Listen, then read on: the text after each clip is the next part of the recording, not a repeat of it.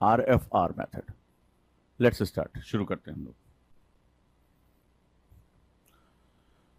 RFR method बहुत ही important method है। Actually जो हमारी लर्निंग होती है, जब हम प्री देते हैं, तो प्री के बारे में आपको सबको पता है कि प्रीलिम्स जो होता है वो फर्स्ट स्टेज ऑफ लर्निंग है, बहुत इंपॉर्टेंट है आपके लिए।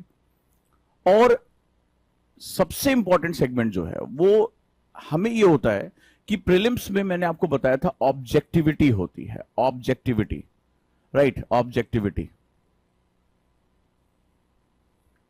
तो ऑब्जेक्टिविटी जो होती है वहां पर हमें, मैंने आपको बताया था प्रीलिम्स में अगर हमें क्रैक करना है कोई एग्जाम, तो हमें रीजनिंग, किस तरह के क्वेश्चन होते हैं, रीजनिंग के क्वेश्चन। अगर आप क्वेश्चन देखोगे तो प्रीलिम्स के क्वेश्चन बेसिकली रीजनिंग का मतलब होता है ढेर सारे फैक्ट से एक तथ्य तक पहुंचना। अब इस बात को समझते जाना और लिख लोगे तो आपके बहुत काम आएगा। यानी ढेर सारे फैक्ट्स हैं आपके पास, ढेर सारे आपके पास तथ्य दिए हुए हैं, और इन सभी को कंबाइन करना है। You have to combine it, और कंबाइन करके एक रिजल्ट निकालना है। यह होती है रीजनिंग की पावर। तो आपको क्या करना है, एक रिजल्ट निकालना है, एक परिणाम निकालना है कि भाई ये है, ये है, ये है और ये है।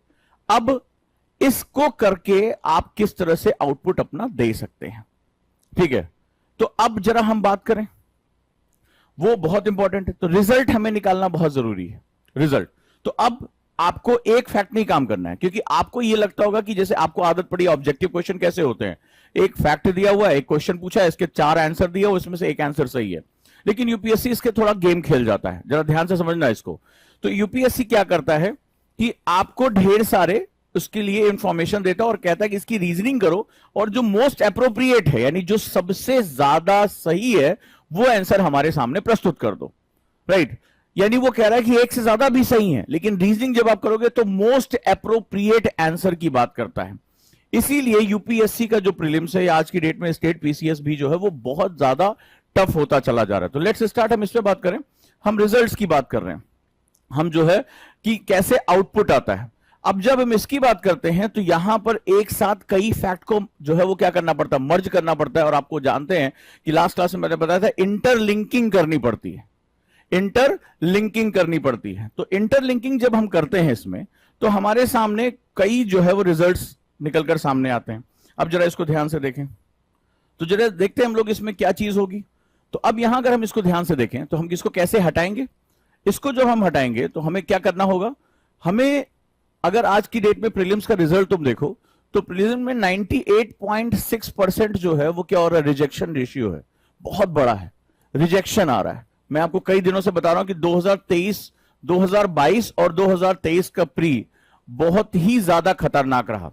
इन्होंने कई मेथड्स हटा दिए, ठीक है। तो अगर ये मेथड की अगर हम बात करें, इन्होंने सबसे पहले एलिमिनेशन मेथड ही खत्म कर दिया। आपको समझना पड़ेगा, अगर आप लोग भी प्रीलिम्स निकालना चाहते हैं तो आपको यह समझना पड़ेगा कि कैसे जो है हमें अपना आउटपुट निकालना है, आउटपुट निकालना है। अब एक्चुअली में क्या होता है कि हमारा जो पढ़ने का तरीका होता है कन्वेंशनल, वो एक के बाद एक, एक के बाद एक और एक के बाद एक निकलता रहता है। कि हमें लगता है कि हम फैक्ट्स पढ़ते चले जा रहे हैं, हम बुक पढ़ते हैं, हम जैसे होता है कि लेक्चर खत्म होगा, ज्यादातर बच्चे क्लास में आते हैं तो पूछते हैं सिलेबस कब खत्म हो जाएगा सर, सिलेबस कब तक खत्म हो जाएगा, हिस्ट्री कब तक खत्म हो जाएगी, पॉलिटी कब तक हो जाएगी। तो हम क्या होता है, पेजेस, जैसे आज हम पेज नंबर 1 पे हैं, हमें 300 पेजेस पढ़ने हैं, तो हम इस तरह से अपने टारगेट बनाते चले जाते हैं। लेकिन इसमें क्या होता है, फैक्ट्स को जो है बैक एंड फोर्थ जो है वो हमें मैनेज करना होता है। बड़े ध्यान से समझना इसको, फैक्ट्स को बैक एंड फोर्थ मैनेज करना होता है। यानी फैक्ट्स जब फैलते हैं तो हमें उसको समेटना भी पड़ता है। ये बड़ा इंपॉर्टेंट हमारा सेगमेंट होता है। तो आज जो हम बात करेंगे वो हम बात करेंगे प्रीलिम्स को कैसे जस्टिफाई करना है, प्रीलिम्स को कैसे निकालना है, और प्रीलिम्स के लिए हमें क्या क्या चीजों की आवश्यकता पड़ने जा रही है। तो ये हमारे लिए एक बहुत ही इंपॉर्टेंट सेगमेंट है कि यहां जो हम पढ़ते हैं, तो जिसके लिए सबसे ज्यादा इंपॉर्टेंट मेथड होता है वो होता है आरएफआर मेथड। चलिए हम इसके बारे में बात करते हैं। चाहे आपको कभी भी कोई भी एग्जाम देना हो, आरएफआर मेथड आपके लिए बहुत इंपॉर्टेंट होने जा रहा है। लेट्स स्टार्ट, इसको हम शुरू करते हैं। तो आरएफआर मेथड जो होता है वो एक बहुत इंपॉर्टेंट मेथड है। चलिए देखते हैं इसके बारे में।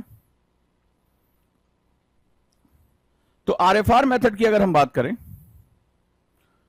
तो आरएफआर, इसको पढ़ने और पढ़ाने का एक बड़ा इंपॉर्टेंट तरीका। R for reverse studies, reverse studies, ये आप लोग की आदत नहीं होगी, राइट। फॉरवर्ड स्टडीज और अगेन रिवर्स, ये इसको मैं सक्सेस फॉर्मूला कहता हूं। अगर आपको निकालना है तो ये सक्सेस फॉर्मूला है, this is a success formula for UPSC. अगर आपको कोई भी एग्जाम क्रैक करना है यूपीएससी लेवल का, यूपीपीसीएस लेवल का, बीपीएससी का, so RFR is one of the best method. Best method की मैं बात कर रहा हूं, राइट, बेस्ट मेथड की बात कर रहा हूं। Reverse, forward, reverse. अब हमें ये आदत नहीं है। जो मैं बात करने जा रहा हूं, आप सभी बच्चे जो मुझे सुन रहे हैं उनकी जिंदगी बदल जाएगी आज से, जो लोग इस मेथड के बारे में नहीं जानते। Reverse, forward, reverse, right. अब हमें पढ़ने की कैसे आदत है, जरा मुझे बताइएगा। अगर हाँ इसी तरह से अगर पढ़ाया जाए तो मुझे कमेंट करिए कि सर हाँ हमें इसी तरह से पढ़ाया गया है जो पहले बात करने आए हैं, ठीक है। तो हमें कैसे पढ़ाया जाता है? हमें पढ़ाया जाता है कि पहले आप एक काम करिए, पहले आप बुक पढ़िए। ऐसे तो होता है, किसी भी आप कॉलेज में गए होंगे, स्कूल में गए होंगे, या सिलेबस में भी आप गए होंगे, तो सबसे पहले आपको ये होता है कि टीचर ने आज बताया लेक्चर 1 है, लेक्चर 2 है, लेक्चर 3 है, लेक्चर 4। यस या नो? मुझे सब लोग कमेंट करके बताइए यस या नो, इसी तरह से होता है या नहीं? सब लोग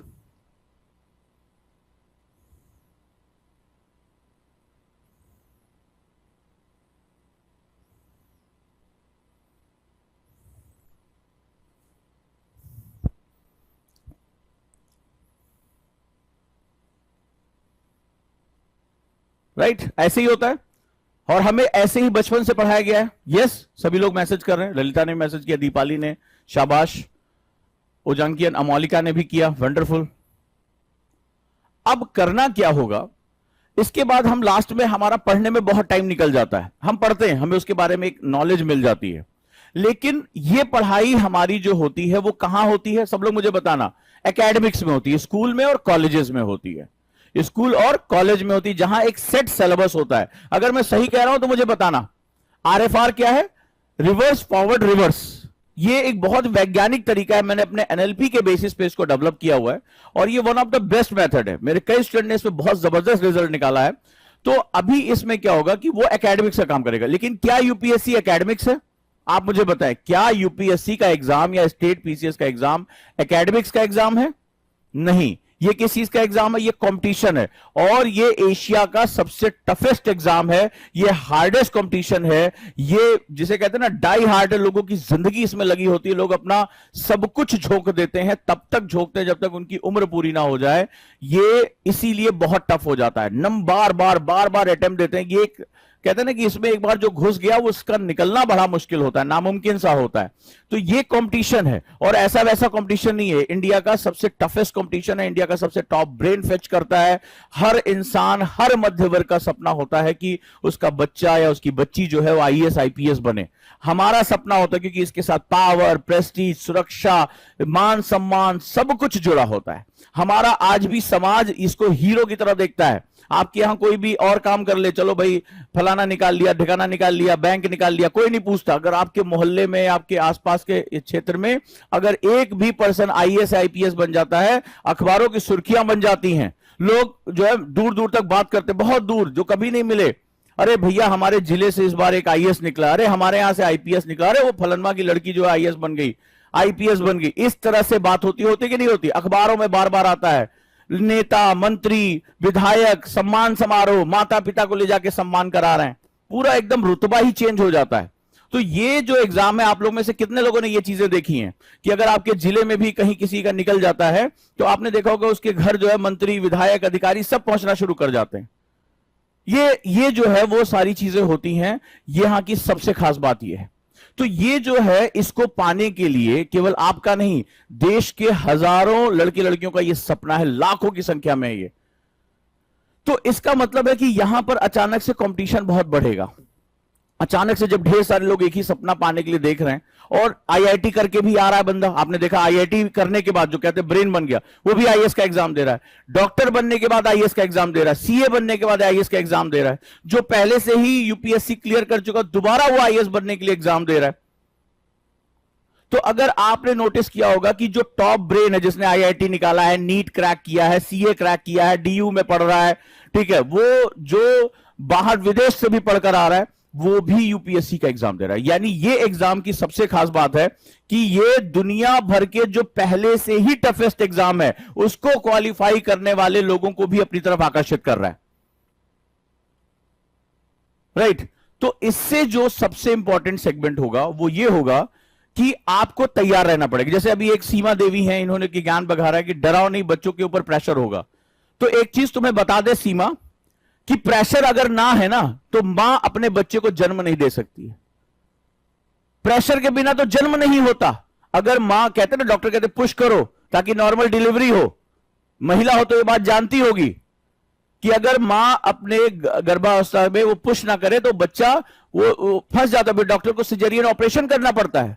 अगर आप एक घर में एक चना है, उसको कटोरी में रखो, अंकुरित नहीं होगा।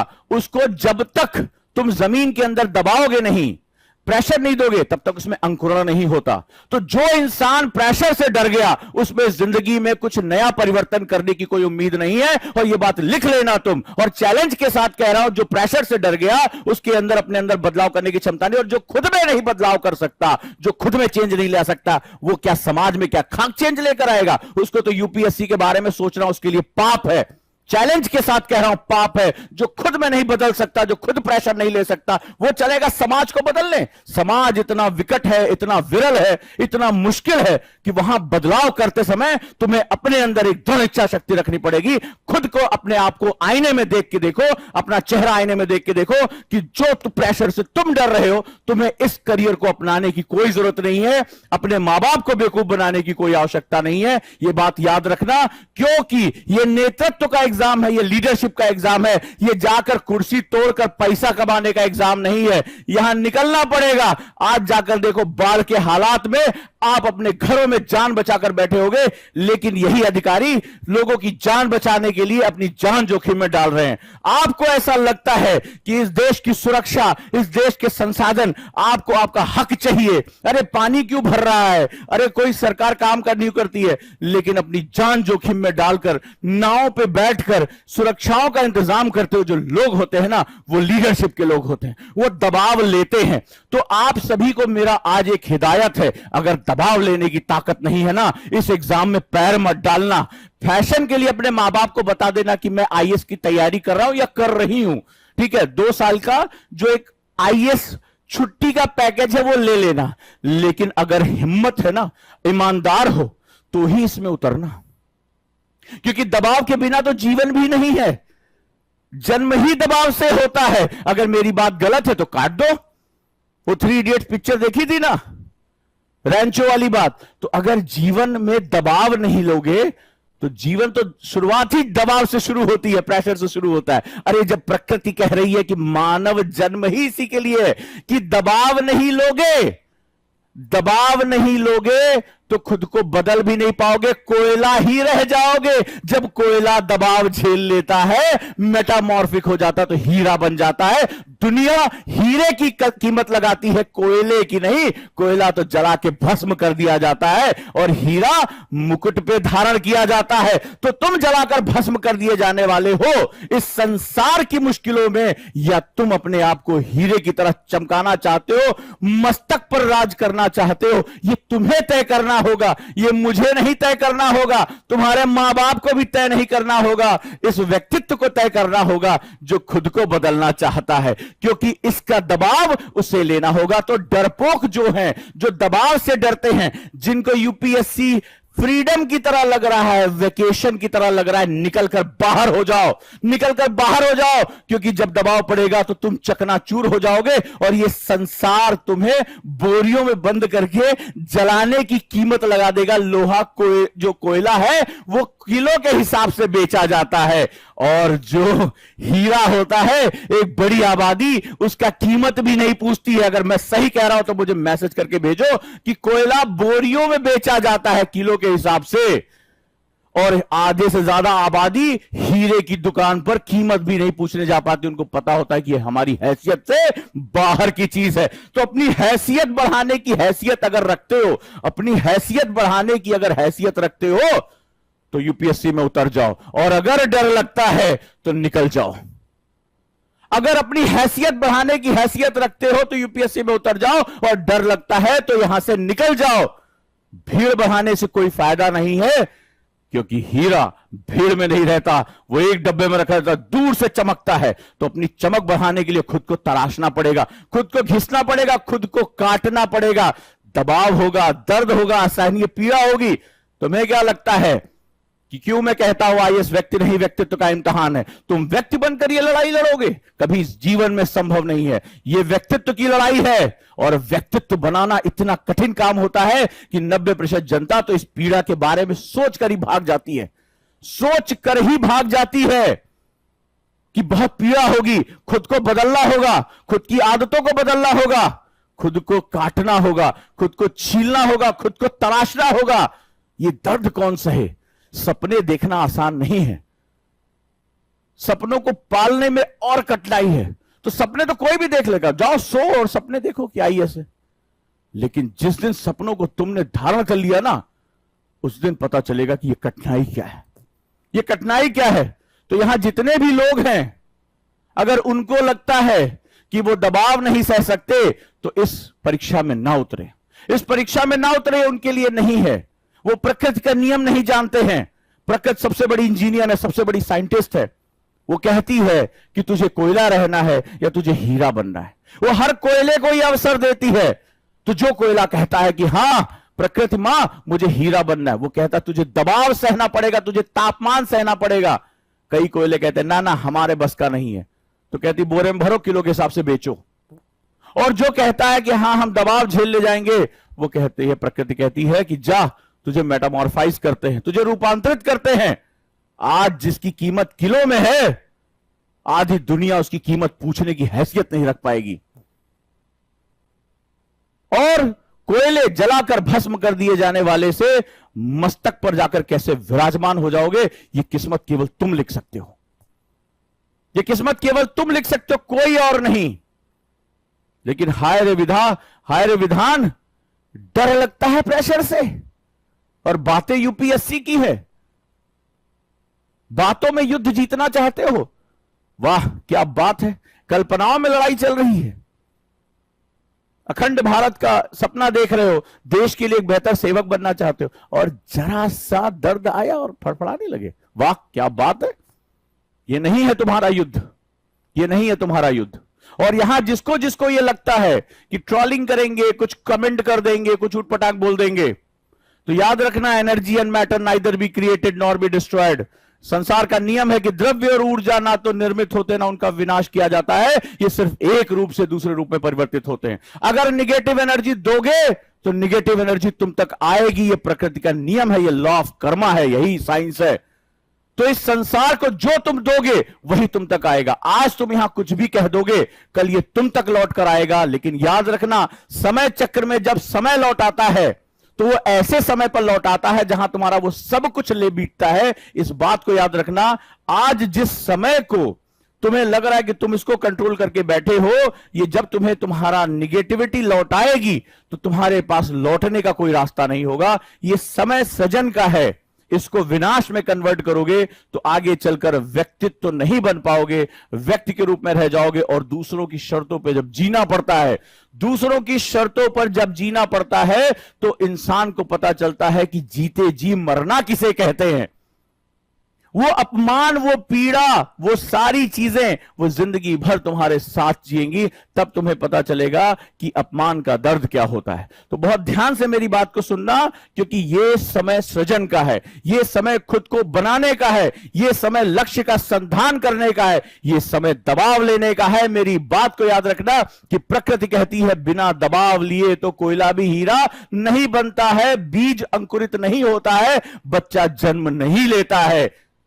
अगर मां उस पीड़ा से मना कर दे तो मां और बच्चा दोनों की जान खतरे में चली जाएगी। तो उतरे हो तो पीड़ा लेने की आदत डालो, उतरे हो तो खुद को दबाव में डालने की आदत डालो, उतरे हो तो खुद को तराशने की आदत डालो।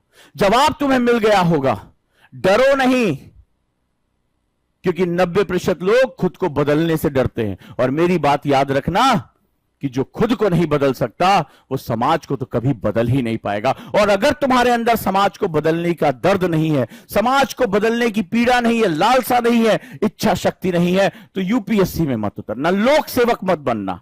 तुम एक ऑफिस की जॉब पकड़ो, सुबह 9 बजे शाम 5 बजे खत्म करो, सैलरी आती है लो, बॉस डांटता है डांट खाओ, जिंदगी भर 10% 20% इंक्रीमेंट के लिए सपने देखो, वो तुम्हारी जिंदगी है। लोक सेवक मत बनना, क्योंकि यहां दबाव हर समय होता है। इसीलिए समाज इन सिविल सर्वेंट्स को सराखों पे बिठा के रखता है, साहब वर्ड लगाता है, याद रखना। और अगर ये मेरी बात समझ गए हो तो जीवन का सफर आसान है, और नहीं समझे हो तो यहां तुम्हारे ज्ञान की कोई कदर नहीं है। अगर तुम बहुत ज्ञानी हो तो जाओ एक चैनल बनाओ और दुनिया को ज्ञान दो। यहां ट्रोलिंग करके जीवन में कहीं नहीं पहुंच पाओगे। और मेरी बात याद रखना, ये हजारों स्टूडेंट के साथ मैंने देखा है, energy and matter neither be created nor be destroyed. इस ब्रह्मांड को जो दोगे, तुम शिक्षा दोगे तो तुम तक इज्जत वापस लौटेगी। और तुम अगर किसी का अपमान करोगे तो याद रखना, ये ब्रह्मांड में ये जो तुमने ऊर्जा दी है ये कभी नष्ट नहीं होगी, ये तुम तक वापस आएगी। लेकिन ऐसे समय पर वापस आएगी जब तुम्हारे पास लौटने का कोई रास्ता नहीं होगा। इसी को कर्म चक्र कहा जाता है, इसी को लॉ ऑफ कर्मा कहा जाता है। हमारे ऋषि मुनि बहुत बड़े साइंटिस्ट थे। तो चलिए आगे बढ़ते हैं। तो हम जो लेकर आए हैं, हम इस परंपरागत मेथड को तोड़ रहे हैं और हम RFR एस्टैब्लिश कर रहे हैं, रिवर्स फॉरवर्ड रिवर्स, यानी पढ़ने के तरीके को बदल रहे हैं कि कोई आपको reverse studies method, forward studies method, then again reverse studies method. और इससे आपकी इफिशियंसी 40 to 50% उतने ही टाइम में पढ़ने की गारंटी दे रहा हूं। उतने ही टाइम में, अगर आप 4 घंटे पढ़ रहे हो, आप 5 घंटे पढ़ रहे हो, इसमें अभी जो तुम्हारी आउटपुट है, प्रोडक्टिविटी है, एफिशिएंसी है, उसमें 40 से 50% की बढ़ोतरी मात्र इस मेथड को अप्लाई करते हो जाएगी। और मैं इसको प्रूफ के साथ आपको कल से दिखाना शुरू करूंगा, प्रूफ के साथ कि देखो ये मेथड सिर्फ कुछ ही मिनट में कैसे तुम्हें चेंज कर दे रहा है। RFR मेथड ये जनरली हमारे परंपरागत पढ़ाई में नहीं है। कहीं भी चले जाओ, सिलेबस शुरू, चैप्टर शुरू, लास्ट में कुछ क्वेश्चन करा देंगे। ये बिल्कुल ही एक नया मेथड है RFR, ये तुम्हारी सक्सेस का मेथड है।